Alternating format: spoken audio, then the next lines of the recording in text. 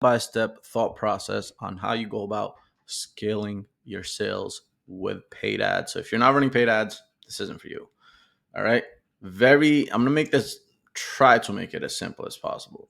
So, some of the most important things you need to track to make sure your marketing is dialed in: number of leads coming in, how much it's costing you per lead, the number of book calls that you are getting from all those leads, what is your cost per that book call, what is, and we can talk additional ones, cost per call taken, so on and so forth, um, cost per offer made, and all this other one. But these are the main ones.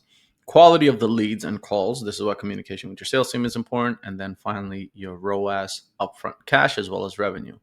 So, first and foremost, set goals, define clear metrics, set target for leads, revenue, and conversions.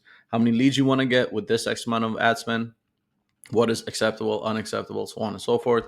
And then you just meticulously track. You get obsessed in the business manager or your ad account, whether it's Google, YouTube, Meta ads, or you build a custom tracker for yourself. Next is choosing the ad platform.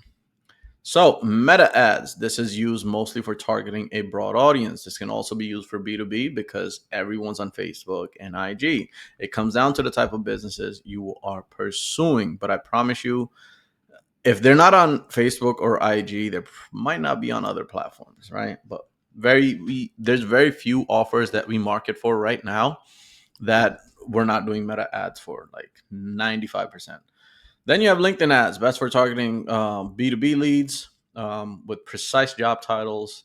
If you're targeting just C-level executives or certain industries and company sizes need to be qualified, so on and so forth, LinkedIn ads will do better for you. From my experience, I can tell you they're a lot more expensive than Meta ads, but the deals are usually a lot bigger as well. Another thing you can, again, side note, this is more organic. You can use Sales Navigator and stuff, but LinkedIn ads if you're doing specific job titles, industries. Then you have YouTube. In my opinion, humble opinion, I think YouTube is best used for retargeting. If you're a business that's doing content and you have YouTube, definitely use it. But a lot of businesses don't really do content. They don't use YouTube as a producer. They're using YouTube as a consumer, and we take advantage of that. We want others to consume our ads. Again, good retargeting strategy, and then we can retarget them to a VSL on your YouTube channel, and then from there drive them through a call funnel. And then you have Google ads. You target people actively searching for solutions similar to yours. 3% of people are usually always looking for the solution that you might be providing to the market. We want to target them. So if I'm, advertising, let's say a roofing thing, and someone is looking to get their roof fixed, I will show up there on their Google search if they're doing Google to search, which very likely they are. Then you have creatives. Another weird thing. I know people do a lot of targeting and detailed targeting. All this. Let me tell you, 2025 and beyond, these will make or break your marketing campaign more than any other lever. All right, you should be testing 5, 10 more, 15 creatives a week. Okay, there should be static and video. Your copy, just focus on your target audience pain points. Struggling with X, here's how you can solve it, right? Visuals, making high quality images or short videos showing your product in action. And then make sure you have a strong CTA, risk removal, put a guarantee in, whatever it might be. Conversation for another topic, but your creative will make or break your marketing campaign. Then you have retargeting. Again, can be a bit more aggressive or bold in these ads.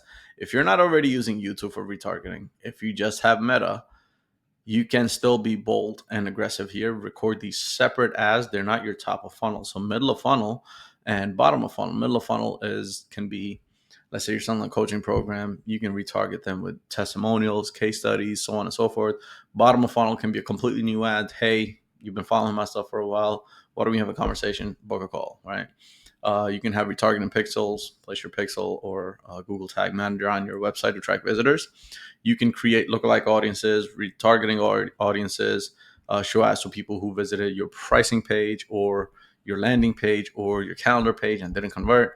And then you can offer incentives. You can use retargeting to offer discounts or free trials. This is more for like e-com and stuff.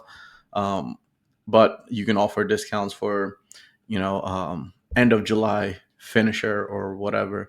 And we don't want to do that to a cold audience. The reason we do discounts and offers to a warm audience, sort of, is because they've already been following you, they've been hit with testimonials, so on and so forth. Um, a little bit of quote unquote nudge will push them over the edge to at least book a call. And then you scale. You increase the budget on high performing ads that are working, bringing you, assuming you're tracking all the CPL and cost per call and all that good stuff and the quality. The ones that are bringing you the most, highest CTR, lowest CPL, and your CPA is low, scale them, put more money into it, turn off the ones that are not working, and then you continue testing more creatives as time goes on. So this is the simple step-by-step guide on just scaling your sales with ads. If you want, comment below. I'll do a more deeper dive into this. But that's it for this one. Hopefully you got some sauce, and I'll see you on the next one. Peace.